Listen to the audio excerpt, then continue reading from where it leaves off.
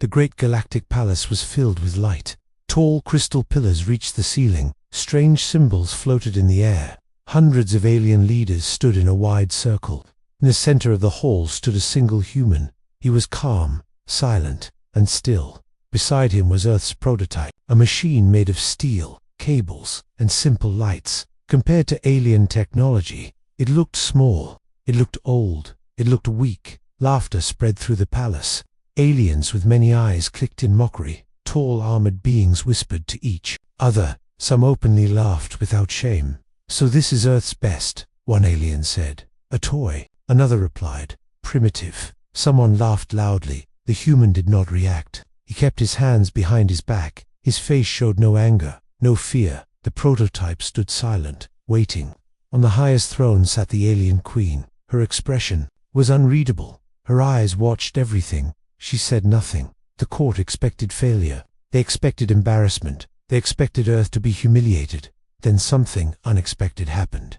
From behind the royal guards, a small figure moved. She was fast, too fast. Gasps filled the palace. The alien queen's daughter broke protocol. She ran forward across the polished floor. Her royal attendants shouted for her to stop, but she did not listen. The entire palace froze. Alian stepped back in shock. No one dared to move. No one dared to speak. The princess ran straight toward the human, and then she hugged him, her arms wrapped tightly around his chest. Her head pressed against him, as if she had found someone she trusted. Silence crashed over the palace like a wave. The human froze in surprise. He did not move. He did not push her away. The alien leaders stared in disbelief. A royal hug was sacred. It was never given to outsiders. Never to humans. Whispers filled the room. Why him? What does she see? This breaks every rule. The queen finally stood. Her presence alone silenced the court. Her eyes focused on her daughter, then on the human. Still, she said nothing. The princess slowly pulled back. She looked up at the human's face. Her eyes were full of emotion, something deeper than curiosity. She whispered words only he could hear. The prototype suddenly activated. Lights flickered across its surface. Soft humming filled the air. Alien scanners reacted on their own. The laughter was gone now. Fear replaced it. The alien leaders felt it. Something was wrong. Something they did not understand. The human finally spoke. His voice was calm, steady. "This machine is not here to impress you," he said. "It is here to learn." Murmurs spread again. "Learn," an alien general mocked. "From us." The princess turned sharply. Her eyes burned with anger. She stepped between the human and the court. "You laughed," she said. "You judged without seeing." The palace shook slightly. Energy readings spiked. The prototype adjusted itself in real time. The human looked at the machine, then back at the court. "This is only the beginning," he said quietly. The alien queen narrowed her eyes. For the first time, she looked uncertain, and somewhere deep inside the galactic palace, the future of humanity began to change. The palace remained silent after the hug. No one moved, no one spoke. The human stood still. His heart was beating fast, but his face stayed calm. The princess stepped back beside him, not behind him, beside him. That alone shocked the court again. Many alien leaders felt anger. Some felt fear, others felt confusion. They did not understand what she saw in him, but the truth began long before. This moment, weeks earlier, when Earth sent its request, the Council almost rejected it. Humans were seen as weak, too emotional, too slow. Still, Earth was allowed one chance, one prototype, one human engineer. That human was not a warrior. He was not a soldier. He was a builder. He had spent years working in silence, years fixing broken systems, years learning from failure. On Earth, he was never famous, never praised, but he never gave up. The prototype was his life's work, not powerful, not beautiful, but adaptable. While other species built machines to dominate, humans built machines to survive. Unknown to the court, the alien queen's daughter had been watching, from hidden chambers, from silent halls. She observed the human. She saw how he spoke kindly to servants, how he waited patiently during delays, how he never showed anger when mocked. Other aliens demanded respect. The human earned it quietly. The princess noticed small details. He fixed a damaged panel without being asked. He thanked guards who ignored him. He treated machines like partners, not tools. That was rare. In her world, power ruled everything. Weakness was punished. Kindness was often fake. But the human was real. Back in the present, an alien general stepped forward, his voice sharp with pride. "This means nothing," he said. "A childish action." The princess turned slowly, her eyes cold, her voice steady. "You saw metal," she said. "I saw intent." The general scoffed. "Humans copy," he replied. "They do not create." The human did not interrupt. He lowered his gaze, not in shame, but in thought. The queen watched closely, her throne towering above them, her silence heavy. The princess continued. "This prototype does not fight," she said. "It listens, it learns." Some aliens laughed again, but not as loudly as before. The human finally raised his head. He looked at the prototype, then at the court. It failed many times. He said, "Each failure made it better."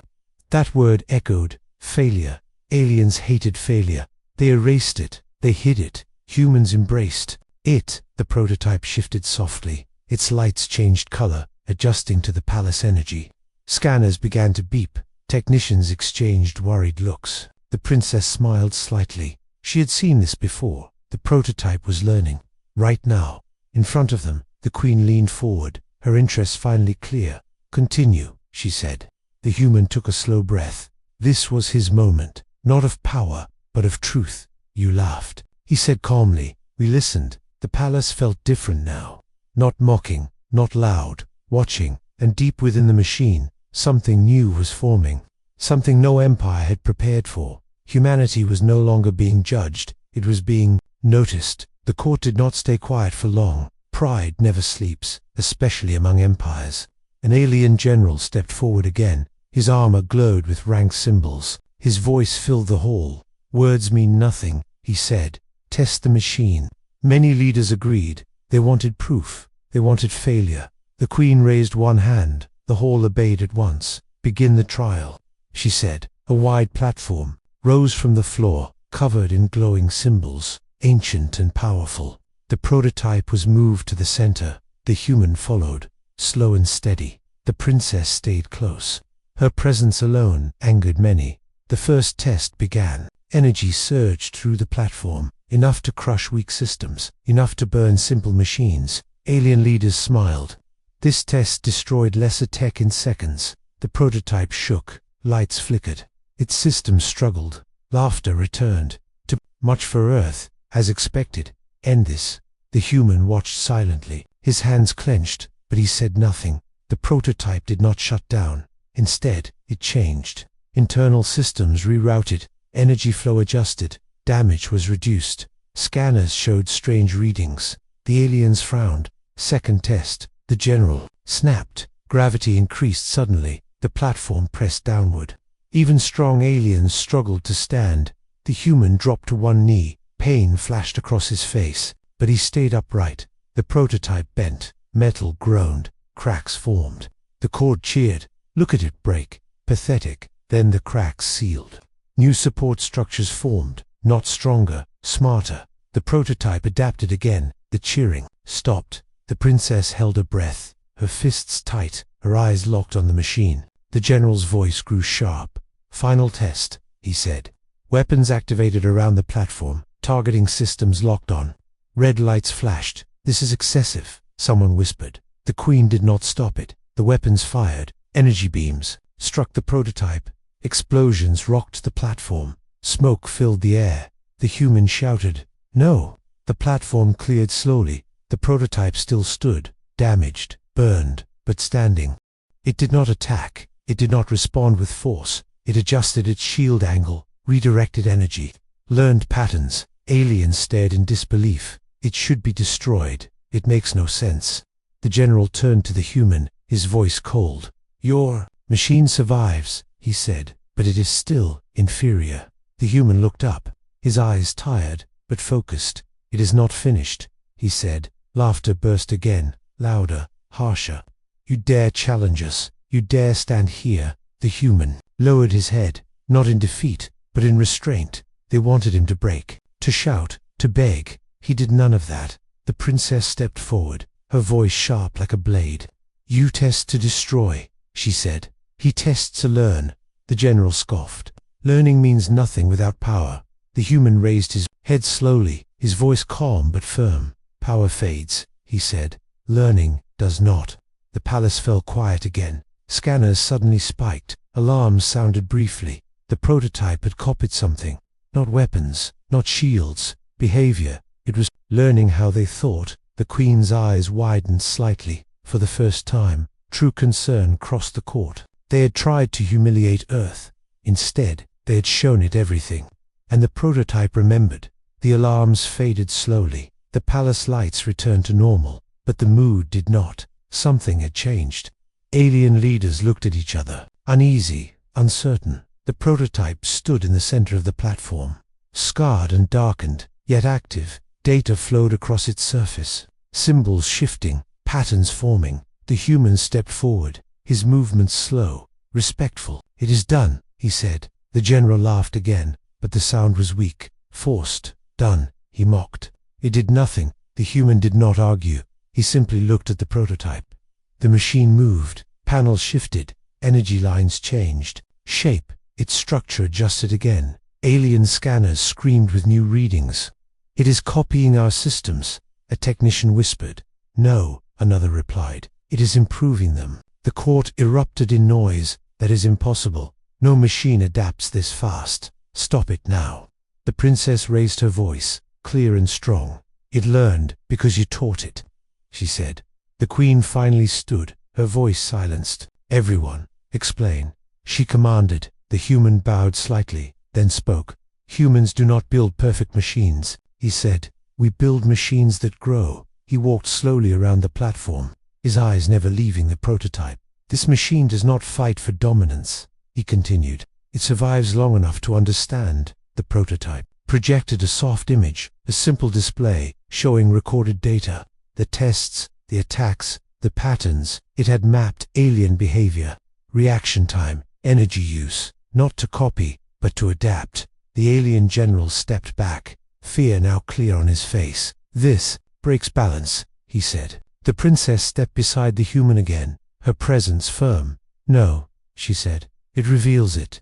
The prototype shifted once more, its form now stable, balanced. It was not stronger than alien weapons, not faster than alien fleets, but it no longer needed to be. It understood them. The Queen studied the machine, then the human. "You built this, knowing it would suffer," she said. "Yes," the human replied quietly, "because humans always do." The words struck the chord deeply. They saw weakness as failure. Humans saw it as a lesson. The princess looked at her mother, her voice softer now. "This is why I hugged him," she said. "He does not fear being small." Silence followed. The Queen closed her eyes briefly, then opened them. For the first time, respect replaced doubt. "You came unarmed," the Queen said. "You stood against mockery. You allowed your creation to be broken." She paused, and it learnt. The prototype powered down partially, not defeated, resting. The palace no longer felt hostile. Alien leaders whispered, not insults, but questions. The general lowered his gaze, defeated without battle. The Queen raised her hand once more. "The trial is complete," she declared. The human exhaled slowly, his shoulders relaxing, but the princess smiled. She knew this was not the end. This was the moment everything turned, the moment humanity stopped asking for space and began to claim its place among the stars. The Galactic Palace felt different now. Not loud, not cruel, but thoughtful. The alien leaders stood in silence, looking at the human, then at the prototype. No one laughed anymore. The Queen stepped down from her throne, each step heavy with meaning. The entire court watched her closely. She stopped in front of the human, so close that even the air felt tense. "Earth came here as an experiment," she said, "a curiosity." Her eyes moved to the prototype, then back to him, but it leaves as a statement.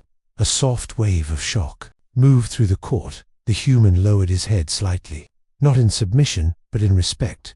"We did not come to challenge," he said. "We came to learn." The Queen nodded slowly, and in doing so, she replied, "You challenged everything." She turned to the council, her voice strong, final. "Earth will no longer be observed," she declared. "It will be recognized." Murmurs spread across the hall. Equal access, shared councils, open knowledge, words that had never been spoken for humans before. The alien general who once mocked stepped forward, his pride broken, his voice quiet. "We underestimated them," he admitted. "They adapt, they endure." The queen said nothing, but she did not disagree. The princess moved closer to the human, standing proudly at his side. She spoke to the court. "You saw weakness." She said, "I saw courage." She placed her hand gently on the prototype. "This machine reflects its creator," she continued. "It breaks, it learns, it returns stronger." The prototype powered up softly, not in defense, not in threat, just alive. Alien scientists approached carefully, curiosity replacing fear. "This changes everything," one whispered. "Yes," another replied, "it changes us." The queen raised her hand one last time. "Earth will join the galactic path," she announced, "not as followers, but as partners." The palace accepted the decree. No challenge followed. The human closed his eyes briefly, years of quiet work finally seen. The princess looked at him and smiled, a real smile, not royal, not forced. "You showed them who you are," she said softly. He shook his head. "No," he replied. "We showed them who we'd become." The prototype's lights dimmed, its task complete. For now, as the court slowly dispersed, alien leaders whispered plans, not of war, but of cooperation. High above the palace, stars burned. Silently, humanity's place among them had changed, but this was only the first step. Beyond the palace walls, other empires watched, listened, learned, some with respect, some with fear.